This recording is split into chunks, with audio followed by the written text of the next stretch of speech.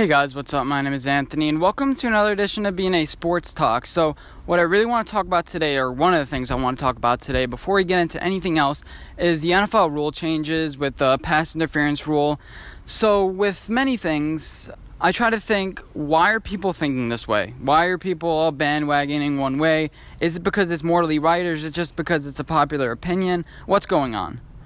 So, with the pass interference rule, if you don't know, defensive pass interference can be challenged with either a call or a non-call. It can go either way. So if you think the guy fouled him and you don't think it was a penalty, you can challenge it at any point in the game, and within 2 minutes of each half, it goes to the automatic booth review.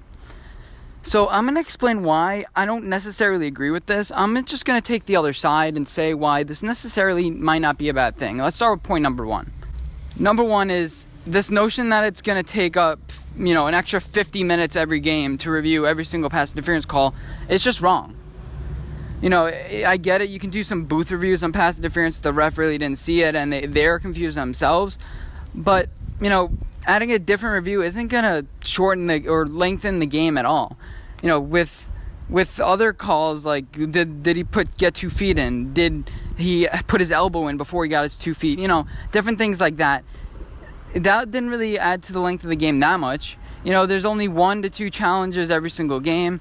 It's not really that long. It's not really that arduous. It's not really that taxing on the game itself. You only have 2 challenges per game, and it costs a timeout. So you're going to have to definitively know whether it's a foul or not. And it's not going to add that much time to the game, I don't believe. I think this is all overblown. So next, I would say that the offense in this league is meant to boom. In the beginning of last year, we saw interference with the passer was called on Clay Matthews so many times, and it was so frustrating. But eventually, the refs just swallowed their whistle. I don't think in the long term this will be a problem, because after all, it's only 1 year. This is a test run. This is a trial run. It can easily be solved by the end of the year. And we could say, that was funny, that was a horrible idea. Or we can say, let's keep it, because it really did save some games. I remember last year with the Giants, or just against Carolina Panthers, obvious pass interference, or I forget exactly what it was, but, some obvious pass interference calls, and they cost games. That cost millions and millions of dollars, because you never know if the Giants win that game. Then, towards the end of the season, we win a couple other games. And I know, that sounds a little overblown, but it costs millions and millions of dollars. And I think as a fan, you want to make the right call, and that's part of the strategy of the game. It's part of the strategy. The refs make a mistake, and you call them out for the mistake, and you're right. And remember, it's like correcting a teacher.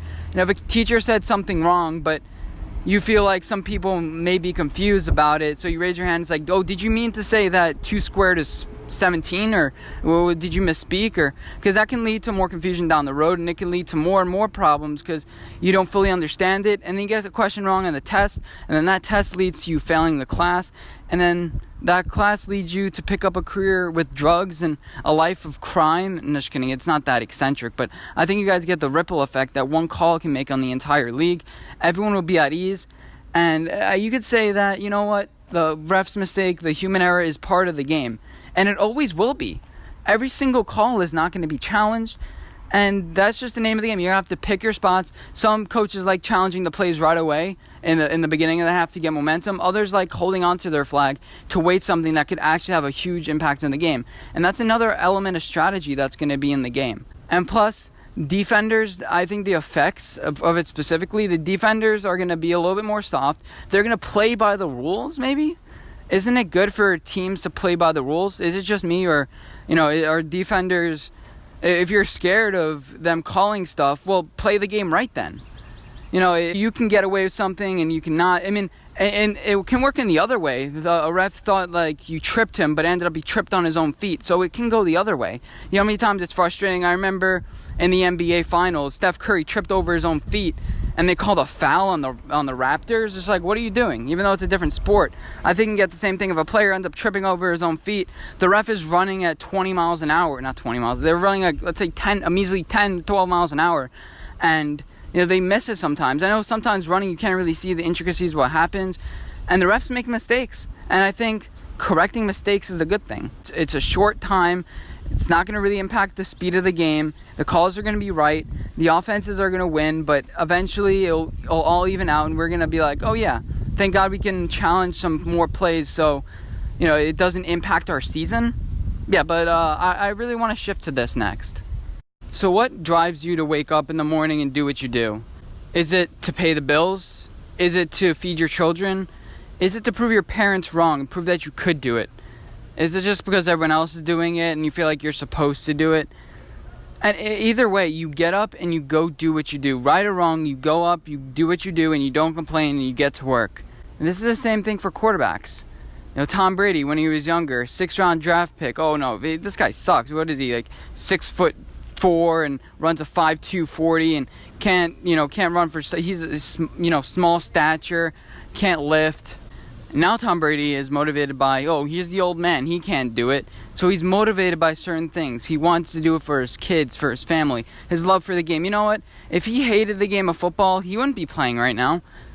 If he wasn't motivated, he wouldn't be playing. Trust me, you think getting a beating is, fun every single day? He genuinely loves the game, and he loves playing it. He loves the process. He loves watching film. He loves everything like that. And Baker Mayfield, I have a question about him. Does he love the game for what it brings to him, or does he love the game for just the game itself? Now, this is a big question that's going to be answered this year. Freddie Kitchens, does he love what comes with the game, or does he love the game? With taunting the other side in college, with doing a bunch of different theatrics, with being on Twitter. And, Tom Brady just got a Twitter. Tom Brady's in the end of his career. It's fine. I don't really care. He's been on Twitter, and he's just having fun. He's a fun guy, and he sees the writing on the wall, and it's fine for him. But you could trust Tom Brady's motivation when it comes to it and when it counts. Baker Mayfield, it's somewhat of a question. Is he playing just to get notoriety, or is he playing because he loves the game? That's going to be a major question asked by Baker Mayfield. Is he going to have to deal with the Odell thing? How does he deal with it? Is he going to just give up and say, you know what, screw this? Or does he take the challenge and does he rise to the occasion? He doesn't need to be on all these Twitter things and making battles that don't matter. And I think Baker Mayfield is motivated right now for all the wrong reasons. In the beginning it was motivation for, I'm a 2-time walk-on. People say I'm too small, too short, and different things like that. For now, his thing right now is not too short. Not his whole mantra is you're too short. Right now his mantra is your best guess. Well, what is it? Is it for, we're going to get my boys, we're going to play a game, or what's his motivation? You can clearly label some players' motivations. And he tries to seek motivation. Where it comes natural with a lot of other players, he tries to seek it. He wants doubters. He wants people to talk about him. He wants to be the center of attention. That's why he said the things about Texas the other day. That's why he said some defending Odell. Oh, he's my teammate. No, he just wants attention. He wants the things to be deflected away from everything else with the Browns and towards him. He wants to be the man. He wants to be the guy to win in Cleveland, to bring this historically franchise back into relevance. And he does it for the wrong reasons. He does it so he can get some, I don't even know. Now, I want to shift to this. Phillip Rivers, Eli Manning, and Ben Roethlisberger will ever be tied together because they're all selected in, I think, the top 10 in the 2004 NFL Draft. Ben Roethlisberger, for years and years, has been questioning whether he's going to retire. Why is Ben Roethlisberger playing the game? Oh, it's because he had one of the best rosters in the league and he was competing for championships. Now this year, he doesn't have Antonio Brown. He is the second year without Le'Veon Bell. And it seems like this team is falling apart. And I think Ben Roethlisberger will be more motivated than ever to succeed. Before, Ben Roethlisberger's motivation was, I don't know, we can win. And that's pretty much been it. He got a Super Bowl early. And he hasn't gotten an MVP, which might be his motivation this year. But Ben Roethlisberger especially, it seems like his career was fulfilled early, and now he's not really trying to prove everything. Every single year it's like, I'm going to retire. When things go bad, it's just like, I'm going to retire. You don't hear that with Eli Manning. Eli Manning loves the process of the game. He doesn't need the game, but he loves the process of getting up. And for the past couple years, it felt like Eli was just like, oh, why is he playing the game? And then especially when his streak was broken, I feel like he was just playing for his streak.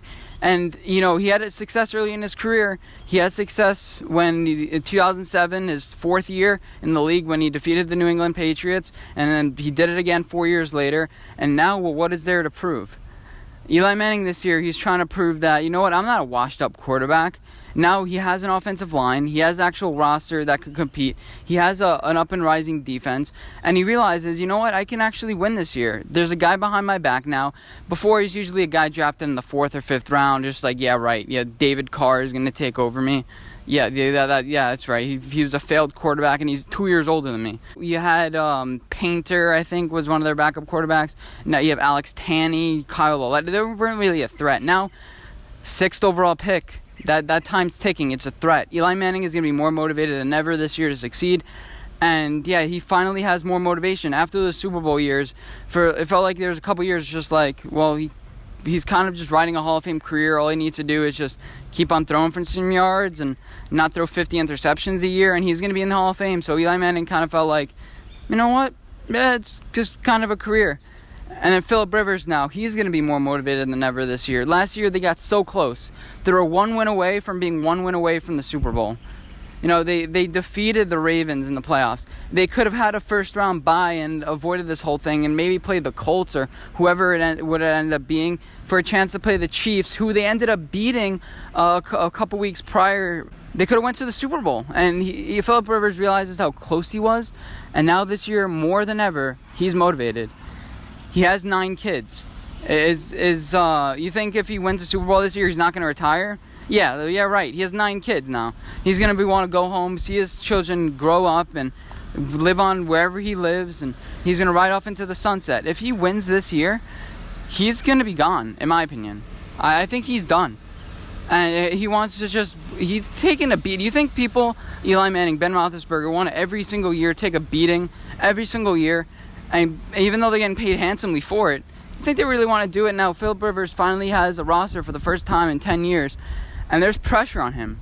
And Phillip Rivers feels that pressure. So what motivates you? These are what motivates the quarterbacks. They went years and years without really any motivation, kind of just going through the motions. But now, as they age and as they see the writing on the wall, as they see some pressure either up behind them or pressure to win, because, you know, their situation with Antonio Brown proving people wrong, which I don't really like Ben Roethlisberger's motivation this year. I don't think it's the right motivation, because if it takes, you know, a player leaving you, you want to prove somebody else wrong, and you've been playing for the wrong intentions for all these years, and all of a sudden you're going to flip a switch. Ben Roethlisberger and Baker Mayfield, they're doing it for the wrong reasons. They're like, you know what, I created this mess, and I'm going to try to fix it. That's basically what they're doing. They're too loud. Phillip Rivers and Eli Manning are kind of like, you know what, let's let the motivation come to me. And so they're more natural. They love the game for playing the game. The others love it for what comes to them, what the rewards and benefits are. They ended up being the Patriots last year. They got over that little hump, and so they underperformed last year. They're going to rebuild and reconfigure for this year. Eli Manning I think he was motivated for some of the wrong reasons, just to be the franchise quarterback. And I didn't really trust his motivation before, but now he's more motivated than ever. It's going to be exciting this year, and I'm excited for it.